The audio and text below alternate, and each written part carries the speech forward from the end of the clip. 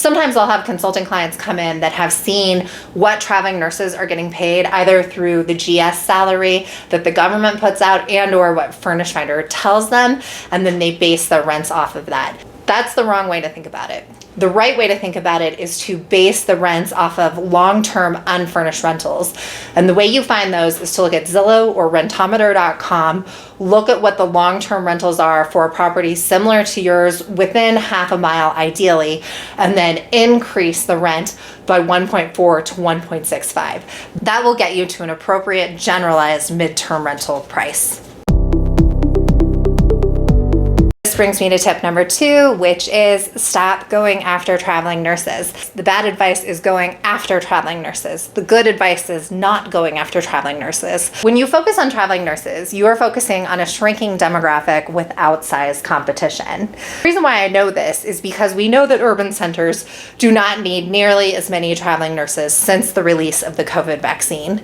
Additionally, a 2022 article published in Health Affairs reported the largest decrease in nurses that we've seen in the past 4 decades. On the flip side, some other people are arguing that there isn't a shortage of nurses, but that hospitals have been designed to be understaffed. Regardless of what the cause is, it gets us to the same place, which is that fewer nurses are needed, and therefore fewer nurses are coming into your city, and fewer nurses are going to rent your place. That explains the shrinking demographic when we're talking about traveling nurses. Now let's talk about the outsized demand. So a lot of landlords that are aware of this midterm model, so the 30+ day furnished rental space, are aware of it because of the travel nurse model. What that means is that in this space, particularly with medical professionals, you have a lot of competition, and that competition is buying up properties near hospitals, Trauma One hospitals. They're getting on Furnished Finder, and the demographic that they're pursuing, so primarily traveling nurses, is shrinking. So that's not a great position to be as a landlord. You want to expand who your tenant pool is and not focus on one particular group. Before we move on to tip number 3, if you are learning something in this video, please like it. If you want more content like this, please subscribe. And if you want one-to-one consulting, email me.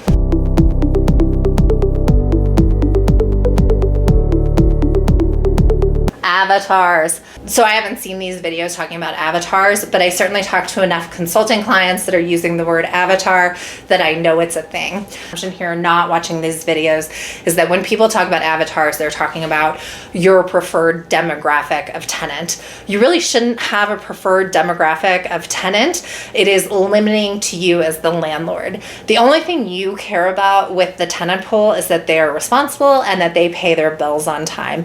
You really don't care if they're newly divorced, if they're traveling nurses, if they're medical professionals, if they're a college professional, if there's someone new that's moved into town. All of these different demographics need your place. And so when you think about an avatar, your ideal avatar, it puts you in the mindset of marketing to one of those demographics. When in reality, you want to keep your focus and your property generic so that you're advertising to all these demographics. Focusing on an avatar, especially nurses, could inadvertently send a message to other demographics that you aren't catering to them. Some good advice from a very smart man. I am confident you will listen to him more than you will listen to me. We will revisit these quotes in a sec. When we look at these models, we're just looking at a model that hopefully will cover our mortgage and potentially cash flow a little bit while we wait on that appreciation. And different models suit different personality types. So for example, if you are going to do the property management on your own short-term rental, you are going to make the most money. This assumes that short-term renting is available to you, that you are in the same area as the short-term rental so you can get in and out of there, and also that you don't care about the time and the attention that short-term rentals require. Midterm rentals do not require as much time. They do not require a property manager, and you tend to have longer stays. So that's why midterm rentals are attractive to me, is because I almost get to my short-term numbers, but I don't have to pay a property manager, and they're not a ton of work. And then long-term rentals will get you the least amount of money, but hypothetically, they'll be the least amount of work. And the reason why I say hypothetically is because sometimes long-term tenants cause more problems than short-term tenants. So just to recap some of his advice advice. He is saying his favorite position is holding. He is saying that real estate investing and all investing is not that complicated. And then finally, he is saying someone got rich off of someone else planting a seed a long time ago. And in this analogy, the seed is you in 2024, and the person sitting under the tree is you in retirement. Buy in townhomes and condos if you can. That's the good advice. The bad advice is avoiding townhomes and condos. I qualify this by saying there are certain people that can't afford anything but a townhome or a condo, but just because you can't afford anything else doesn't mean that that's a good investment, but in this case it is. So as a real world example, all of my investments were launched by my first investment, which was a 1-bed, 1-bath in Denver, Colorado in a condo. I paid $188,000 for it in 2014, and now there's a Zestimate that if I sold it tomorrow, it would be worth $371,000.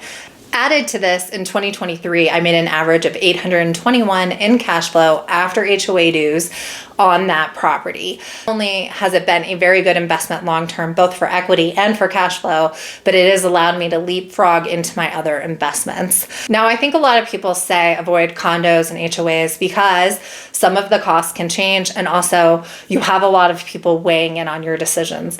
I understand the frustration with this, but the other way to think about it is that if you're going to hire a property manager, an HOA in a condo or a townhome can cover a lot of these expenses. So for instance, maintaining the exterior, whether that's the roof, the yard, snow clearance, etc.